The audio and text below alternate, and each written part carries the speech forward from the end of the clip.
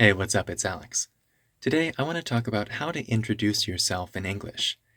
Everybody's experience is different, so I'm not going to give you a model answer. Instead, I've got 4 tips that can help you improve your English self introductions. First, when you're talking about where you come from, you don't have to say the phrase, I'm from, or I come from.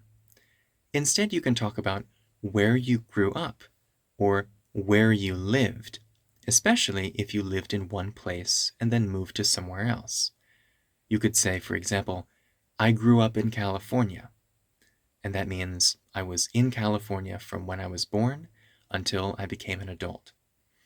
Or you could say, I lived in San Francisco for a few years until I was 6, and then I moved to New York. I lived in San Francisco for a few years till I was 6, and then I moved to New York. Next, it's pretty common in Chinese when doing a self-introduction to talk about how old you are, say when your birthday was. But in English, we don't often do this. Instead, we talk about our experience, but using dates so the other people know how old we are anyway.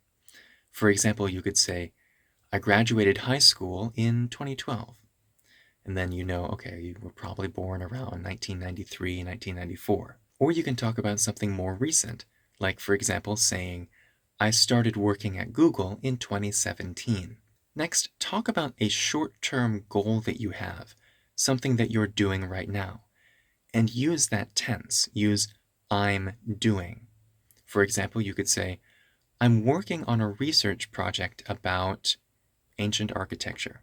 Or you could say, I'm working on self-driving cars at Baidu. Or if you're still a student, you could say, I'm finishing up my last semester at Tsinghua University. Finally, when you're talking about your hobbies, try to avoid the phrase, in my free time. It's kind of a cliche, and it's overused by students and by native speakers. Instead, you could say, I love doing something, or I like doing something.